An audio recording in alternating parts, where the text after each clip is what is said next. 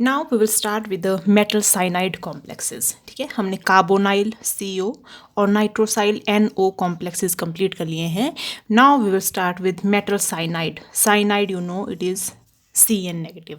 तो हम ऐसे कॉम्प्लेक्सेस के बारे में या उनकी प्रॉपर्टीज़ के बारे में डिस्कस करेंगे which are the cyanide complexes जहाँ पे CN negative it is behaving as the ligand. Is it clear? ठीक है, तो बहुत एक इम्पॉर्टेंट एग्जाम्पल है KFeCN6। ये एक एग्जाम्पल है, बहुत इंपॉर्टेंट एग्जाम्पल नाइट्रोस ये साइनाइड कॉम्प्लेक्सेस का। आप इसका नाम देखेंगे, what is the name of this complex, it is clear.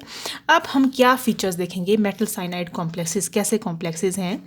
तो हम पढ़ रहे हैं पाई एसिड लिगेंड्स। ठीक है, तो पाई एसिड लिगेंड्स के बारे में पढ़ रहे हैं तो जाहिर सी बात है कि CN negative it is also behaving as the pi acid ligand. और पाई एसिड लिगेंड क्या होता है? जो पाई बैक बॉन्डिंग कराता है, that type of ligand these are called as the pi acid ligand. ठीक है, तो खास बात क्या है मेटल साइनाइड कॉम्प्लेक्सेस की कि जब मैं कार्बोनाइल कॉम्प्लेक्सेस या नाइट्रोसाइल कॉम्प्लेक्सेस के बारे में पढ़ रही थी, these were stabilising the metal atom in low और इन जीरो ऑक्सीडेशन स्टेट।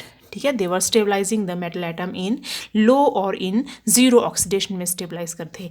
लेकिन अगर मैं CN नेगेटिव की बात करती हूँ तो है ये तो मेटल पाई एसिड लिगेंड ही है, but it stabilises metal atom both in low and high oxidation state. Low oxidation state वाले कॉम्प्लेक्स भी मिल जाएंगे आपको और हाई ऑक्सीडेशन स्टेट वाले कॉम्प्लेक्स भी मिल जाएंगे। ठीक है, and oxidation state it varies from 0 to +5। यहाँ तक आपके पास कॉम्प्लेक्सेस मिल जाएंगे where cyanide is behaving as ligand. For example I have one complex K4NiCN6। ठीक है, ये कॉम्प्लेक्स है जहाँ पे हमें सेंट्रल एटम के ऊपर ऑक्सीडेशन स्टेट निकालनी है। तो इट इज़ K4, K के ऊपर कितना चार्ज है? पॉजिटिव, तो 4 टाइम्स पॉजिटिव, तो यहाँ पे क्या आ जाएगा? 4 टाइम्स नेगेटिव। तो अगर मैं निकल के ऊपर ऑक्सीडेशन स्टेट निकालने तो निकल कितना है? X प्लस 6 इंटू साइनाइड के ऊपर कितना चार्ज है? -1 is equal to total charge कितना है? -4। ठीक है, तो सॉरी ये यहाँ पे 4 है, ये K4NiCN4, तो ये कितना हो जाएगा? 4 टाइम्स -1 इज इक्वल टू -4। ठीक है, तो x -4 इज इक्वल टू -4, तो x इज इक्वल टू -4 + 4, तो x इज इक्वल टू 0। तो निकल के ऊपर कितनी ऑक्सीडेशन स्टेट आ गई? अब यहाँ पे इट इज़ 0 ऑक्सीडेशन स्टेट। ठीक है, अब हम देख सकते हैं एक और complex. For example you have K3FeCN6। ठीक है, अगेन ये है K3, K के ऊपर +1 चार्ज होता है तो ये +3 चार्ज हो गया टोटल, तो यहाँ पे कितना आ जाएगा? -3 चार्ज। ठीक है, आपको पता है कैटायन एनायन का पेयर होता है, this is cation and this whole in the bracket it is anion. तो कैटायन के ऊपर अगर +3 चार्ज है तो एनायन के ऊपर कितना होगा? -3। जैसे हम NaCl बोलते हैं, Na कैटायन के ऊपर है +1 तो इस एनायन के ऊपर कितना हो जाएगा? -1। वैसे अगर कैटायन के ऊपर है +3 तो एनायन पूरे के ऊपर कितना हो जाएगा? -3। तो again if we have to calculate the oxidation state of iron तो it is X, iron is X -6 into cyanide कितना है? X times cyanide is equal to कितना चार्ज है टोटल इसके ऊपर? -3। तो when you will calculate the value of X, X is equal to, ये क्या लिख दिया मैंने? प्लस होना चाहिए था, +6 इंटू साइनाइड के ऊपर कितना चार्ज था? -1, X नहीं आएगा, -1। ठीक है, तो कितना आ जाएगा यहाँ पे? -3। 6 इंटू -1 कितना हो गया? -6। यहाँ पे -6 था, इस तरफ लेगी तो कितना आ गया पास? +6। ठीक है, तो कितना आ जाएगा ये? +3। तो यहाँ पे X की वैल्यू कितनी आई? +3, मतलब आयरन के ऊपर कितना चार्ज है यहाँ पे? +3। तो आप क्या देख रहे हैं यहाँ पे कि both of these are cyanide complexes. लेकिन यहाँ पे साइनाइड कॉम्प्लेक्सेस में मेटल एटम के ऊपर 0 ऑक्सीडेशन स्टेट है, इसी में साइनाइड कॉम्प्लेक्स के ऊपर मेटल के ऊपर कितने आ गया पास? +3 ऑक्सीडेशन स्टेट है। तो we can say it is stabilizing metal atom in both 0 oxidation state and in high oxidation state. ठीक है, तो this is the most important feature in case of oxidation in case of metal complexes. ठीक है, और एक और बात कि जब भी मेटल साइनाइड कॉम्प्लेक्सेस हैं these are mainly formed in case of solution state. जब सॉल्यूशंस होंगे तभी ये, या हम बोलते हैं एक्वा सॉल्यूशन में ही मेनली ये कॉम्प्लेक्सेस बनते हैं। And coordination number of this complexes generally ranges from 2 to 8, ठीक है, 2 से लेके 8 तक इसका कोऑर्डिनेशन नंबर हो सकता है, ठीक है। अब ये थे basic features of metal cyanide complexes कि ये हाई ऑक्सीडेशन स्टेट और लो ऑक्सीडेशन स्टेट बोथ को क्या कर देता है, स्टेबलाइज, ठीक है। Next we will study the bonding aspects in case of metal cyanide complexes. What are the various bonding aspects. अब बॉन्डिंग जैसे हमने अभी तक साइनाइड कार्बोनाइल में बॉन्डिंग पढ़ी और नाइट्रोसाइल में बॉन्डिंग पढ़ी, इसी के साथ कंपेयर करते करते हम साइनाइड में भी बॉन्डिंग पढ़ेंगे, ठीक है। तो अब ये तो हमें पता है कि all of these are pi acid ligand, तो यहाँ पे पाई बैक बॉन्डिंग प्रेजेंट थी, नाइट्रोसाइल में पाई बैक बॉन्डिंग प्रेजेंट थी, तो साइनाइड में भी पाई बैक बॉन्डिंग वाज प्रेजेंट। लेकिन CO और NO को जब हम कंपेयर कर रहे थे तो back bonding in case of nitrosyl was more as compare to that of the carbonyl complex. अब हम देखते हैं CN के केस में, CN नेगेटिव के केस में कैसे कैसे बॉन्डिंग होती है। तो जब मैं इसकी बॉन्डिंग देखूँ तो I have carbon and triple bond nitrogen and nitrogen is having the negative charge on it. तो जब मेटल इसके साथ बॉन्ड करेगा तो कार्बन की तरफ से भी बॉन्ड कर सकता है और नाइट्रोजन की तरफ से बॉन्ड सकता है, लेकिन among carbon and nitrogen, carbon is a soft base as compare to nitrogen.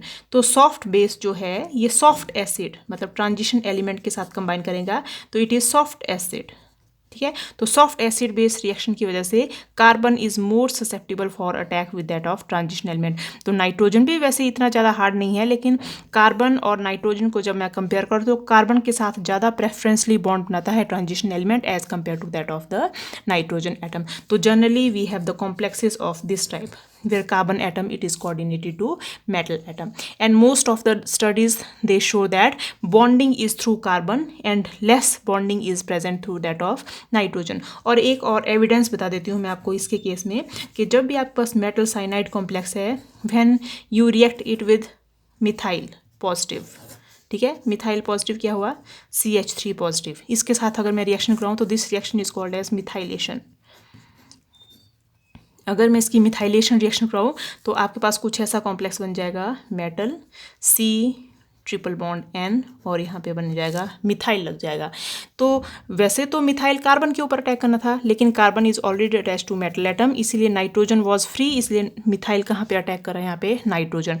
और जब भी कोई चीज़ नाइट्रोजन के ऊपर अटैक करती है उसको बोलते हैं आइसोसाइनाइड। जब कार्बन के ऊपर अटैक करते तो इसको क्या बोलूँगा मैं, it is called as metal cyanide. लेकिन यहाँ पे मिथाइल ने कहाँ पे अटैक किया है, नाइट्रोजन के ऊपर, तो what will say there is formation of methyl isocyanide.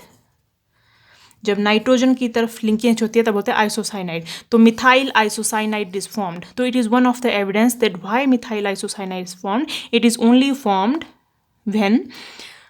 when nitrogen atom is free for coordination. So what does it say? We can say that on methylation of metal cyanide complexes, methyl isocyanide is formed, which is further supports that there is presence of metal carbon bond in these complexes. Is it clear, ठीक है। अब carbon और nitrogen तो है, nitrogen के पास भी lone pair of electron है, तो नाइट्रोजन के लोन पेयर भी अपने इलेक्ट्रॉन मेटल को दे सकते हैं। तो there are large number of complexes which can be formed in case of metal cyanide complexes. We can study different aspects how they are formed.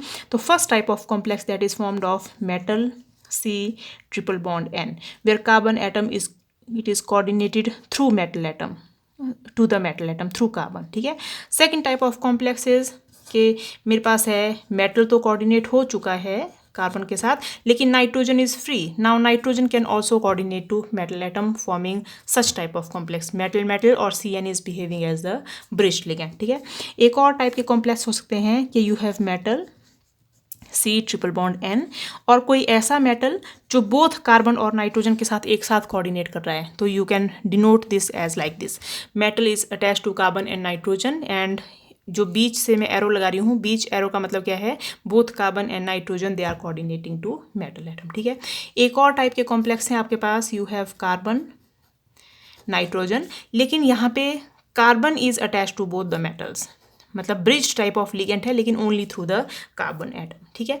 एक और टाइप का कॉम्प्लेक्स है कि ब्रिज टाइप तो है कार्बन के साथ, you have C triple bond N, carbon is forming bridge type of ligand with two metal atoms, लेकिन nitrogen atom is also coordinated to कोई अनदर मेटल एटम के साथ ही कोऑर्डिनेट कर सकता है, ठीक है।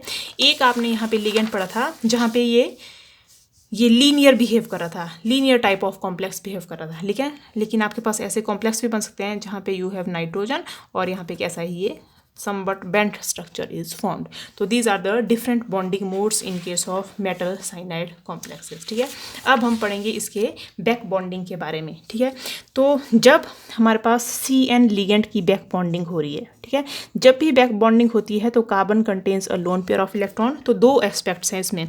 फर्स्ट है it should be a sigma donor ligand, CN should be a sigma donor ligand. दूसरा एस्पेक्ट क्या है कि it should be a pi acceptor ligand. कोई भी जो पाई एसिड लिगेंड्स हैं, फर्स्ट तो ये सिग्मा डोनर लिगेंड बिहेव करते हैं जब ये सिग्मा इलेक्ट्रॉन को डोनेट करते हैं. ये वाले इलेक्ट्रॉन कैसे हैं, दीज आर सिग्मा इलेक्ट्रॉन. दूसरा एस्पेक्ट है कि ये है पाई एक्सेप्टर लिगेंड. ये जब इसके इलेक्ट्रॉन चल जाते हैं तो एम्प्टी ऑर्बिटल में मेटल से इलेक्ट्रॉन को भी एक्सेप्ट कर लें. तो these are two different aspect. और जब भी हम CO, CN और NO को कंपेयर करूँ, मैं इन तीनों को कंपेयर करूँ, तो among all these three CN negative is a better sigma donor, best sigma donor among three. तो among carbonyl, nitrosyl and CN negative it is behaving as a stronger base. It is behaving as a stronger base. और base क्या चीज़ होती हैं, जो भी अपने electrons को डोनेट करते हैं वो होती है बेस. तो it is behaving as a stronger base. ठीक है, so it can give its electron easily to any metal atom. ठीक है, एंड एक और बात है इसमें कि जो CN नेगेटिव है it also forms complexes like this NaCN, KCN, salt की फॉर्मेशन कर देते हैं. और CO और NO ऐसे कोई सॉल्ट्स नहीं बनाते हैं, यही सॉल्ट की फॉर्मेशन होती है जो आपको कार्बोनाइल और नाइट्रोसाइल में नहीं मिलते हैं. ठीक है, और जो ट्रांजिशन एलिमेंट्स हैं, कोई भी मेटल हैं, it form complexes with cyanide generally in +2 और इन +3 ऑक्सीडेशन स्टेट. ठीक है, लेकिन जो CO और NO था they generally form complexes in the zero oxidation state. This is also one of the very important point of difference between these two, and one of the difference is that cyanide result in formation of salts like this, लेकिन जो carbonyl और नाइट्रोसाइल है these are not giving the salt. और तीसरी बात है कि CN negative is a better sigma donor as compared to both of these complexes. ठीक है, अब हम पढ़ते हैं इसकी बॉन्डिंग के बारे में, कैसे ये बॉन्डिंग करता है. तो मान लो आपके पास है C triple bond N, C triple bond के पास है ये ऑर्बिटल, और कैसा ऑर्बिटल है, ये फील्ड ऑर्बिटल है. ठीक है, अब आपने ध्यान रखना है कि ये कौन सा ऑर्बिटल है, it is sigma star 2s orbital. इस सिग्मा स्टार 2s ऑर्बिटल ने मेटल के एम्प्टी ऑर्बिटल में अपने इलेक्ट्रॉन्स दे दिए, ये दे दिए इसने इलेक्ट्रॉन. ठीक है, तो यहाँ पे क्या बन रहा है, there is formation of CN2 metal, sigma bond की फॉर्मेशन हो रही है यहाँ पे. ठीक है, दूसरा एस्पेक्ट क्या है कि जैसे मेटल के पास इलेक्ट्रॉन आ गए, मेटल के पास इलेक्ट्रॉन डेंसिटी क्या होगी, इंक्रीज होगी. तो what will metal do, metal will donate its electrons from the field orbital, ये हैं इसके field orbital, into the empty orbital of CN negative. ठीक है, और ये एम्प्टी ऑर्बिटल कौन से एम्प्टी ऑर्बिटल हैं, these are pi star 2p empty orbital of CN. ठीक है, तो अब इलेक्ट्रॉन यहाँ से यहाँ पे आ गए. ठीक है, अब एक टाइप का बॉन्ड बन गया सिग्मा, दूसरे टाइप का बॉन्ड क्या बन रहा है आपके पास, there is formation of pi bonding. लेकिन अब आप देखो कि जब आपके पास CN इलेक्ट्रॉन डोनेट कर रहा है तो बॉन्डिंग किस किस के बीच में हो रही है, first is the formation of sigma bond. Sigma bond is between sigma star 2s of CN negative and N+1 S और N+1 P और ND ऑर्बिटल ऑफ मेटल, इनके बीच में हो रही है सिग्मा बॉन्डिंग. दूसरी हो रही है आपके पास कौन सी, पाई बॉन्ड की फॉर्मेशन, या हम इसको क्या बोलते हैं, पाई बैक बॉन्ड की फॉर्मेशन हो रही है. और पाई बैक बॉन्ड किस किस के बीच में हो रहा है, it is forming between filled d orbital of metal. These are giving electrons to pi star 2p empty orbital of CN. ठीक है, ये है हमारे पास टाइप ऑफ बॉन्डिंग जो भी हो रही है. ठीक है, अब क्या लगता है कि मैंने आपको कुछ टाइम बाद बताया कि CN negative is a very good sigma donor ligand. ठीक है। तो जो भी लिगेंड बहुत अच्छा सिग्मा डोनर है, जो अपने इलेक्ट्रॉन्स को बहुत ईजिली सिग्मा डोनेशन से दे रहा होगा, वो इलेक्ट्रॉन देने के बाद इसके ऊपर इलेक्ट्रॉन्स की डेफिशिएंसी होगी, तो जितना ज़्यादा इजीली इलेक्ट्रॉन देगा उतनी ज़्यादा इलेक्ट्रॉन डेफिशिएंसी आएगी और उतना ही ज़्यादा क्या होना चाहिए, उसको पाई एक्सेप्टर भी होना चाहिए। आ रही है बात समझ में कि जो एटम या जो मॉलिक्यूल जितना अच्छा सिग्मा डोनर है, जितने अच्छे से अपने इलेक्ट्रॉन डोनेट करता है, उतना उसके ऊपर इलेक्ट्रॉन डेंसिटी कम हो जानी चाहिए और उतना ही अच्छा क्या होना चाहिए, वो it should be pi acceptor. But क्या चीज़ है यहाँ पे Cn negative, it is a poor pi acceptor ligand. ये सारे पॉइंट ऑफ डिफरेंसेस हैं कौन कौन सी बॉन्डिंग, और एग्जाम में यही क्वेश्चन आते हैं कि how does the bonding between CO and Cn differ, CO and NO differ. तो आपको ऐसे क्वेश्चन प्रिपेयर करने हैं, what are the point of differences between bonding of all these three. ठीक है, तो ये सिग्मा डोनर तो बहुत अच्छा है, लेकिन ये pi, it is a poor pi acceptor. होना चाहिए था अच्छा पाई एक्सेप्टर, लेकिन है ये बहुत गंदा पाई एक्सेप्टर। तो क्या रीज़न है इसके लिए भाई it is a poor pi acceptor, लेकिन this is due to the presence of negative charge which is present on the Cn negative. Negative charge की वजह से जो भी इलेक्ट्रॉन इसकी तरफ आने चाहिए थे, वो उन इलेक्ट्रॉन्स को क्या कर देता है, थोड़ा बहुत रिपेल करना स्टार्ट कर देता है। ठीक है, तो हम क्या बोलेंगे, that due to the presence of negative charge on this Cn negative, it decreases its electron accepting tendency. It decreases its electron accepting tendency. ठीक है, लेकिन इसके जो दूसरी साइड है कि अगर मैं आइसोसाइनाइड कॉम्प्लेक्सेस की बात करूं, आइसोसाइनाइड कॉम्प्लेक्स, आइसोसाइनाइड कहाँ हो गए, जहाँ पे यू हैव Cn, जहाँ पे नाइट्रोजन एटम मेटल के साथ कोऑर्डिनेट कर रहा है, ये है आइसोसाइनाइड कॉम्प्लेक्स। तो आइसोसाइनाइड कॉम्प्लेक्सेस में नाइट्रोजन ने तो अपने इलेक्ट्रॉन दे दिए हैं मेटल को, जिससे इसका नेगेटिव चार्ज खत्म हो गया है। अब इसके ऊपर कोई नेगेटिव चार्ज नहीं है, इसीलिए it is behaving as a better pi acceptor ligand.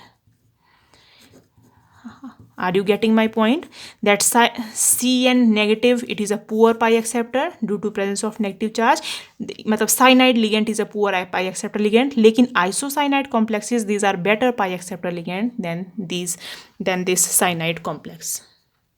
Now we will study what are the evidences which support that Cn negative is a pi bonding ligand. कौन कौन से evidences हैं, क्योंकि हमने कहा बोला कि ये it is a poor pi acceptor ligand, तो लेकिन एक तरफ हम बोल रहे हैं कि पाई एक्सेप्ट, लेकिन है तो है कुछ ना टेंडेंसी है इसकी पाई एक्सेप्ट करने की। तो ऐसे कौन से एविडेंसेस हैं जो हमें शो कर रहे हैं that it is a pi acceptor और पाई बॉन्डिंग लिगेंड। ठीक है, फर्स्ट एविडेंस। ठीक है, अब देखो जितने भी ऐसे लिगेंड्स हैं which are good sigma donor, जितने भी लिगेंड्स हैं those which are good sigma donor such as chlorine, bromine, iodine, these are highly electronegative, बहुत ज़्यादा इलेक्ट्रोनेगेटिव हैं and most of them are small in size. ठीक है, जब भी ये किसी कॉम्प्लेक्स के साथ बॉन्ड बनाते हैं तो मेटल एटम की oxidation state is very high. Are you getting? ठीक है, for example you have molybdenum Cl5, तो मोलिबिडनम के ऊपर कितना चार्ज आया यहाँ पे, +5, it is stabilizing metal in high oxidation state. You have CrCl3, तो Cr के ऊपर कितने ऑक्सीडेशन स्टेट है, +3, तो all of them they are stabilizing metal atom in high oxidation state. लेकिन इसके ऑपोजिट Cn नेगेटिव, ये जो लिगेंड थे ये थे good sigma donor, Cn negative is also a very good sigma donor. इसका मतलब इसको भी सभी लिगेंड्स को या सभी मेटल्स को हाई ऑक्सीडेशन स्टेट में ही स्टेबलाइज करना चाहिए था।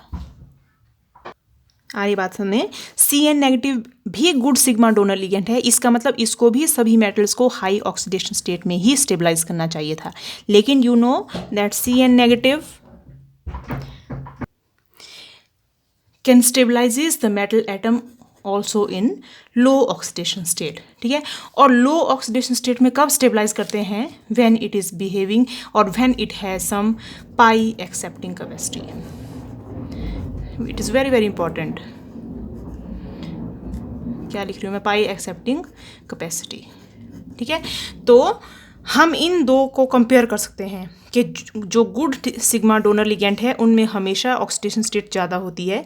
Cn negative is also a very good sigma donor, लेकिन इसकी हाई ऑक्सीडेशन स्टेट तो है ही किसी मेटल में, but it also have the metal atoms in low oxidation state. और लो ऑक्सीडेशन स्टेट कब होती है? जब भी किसी लिगेंड की कौन सी कैपेसिटी होती है? It is the having the pi accepting capacity, ठीक है।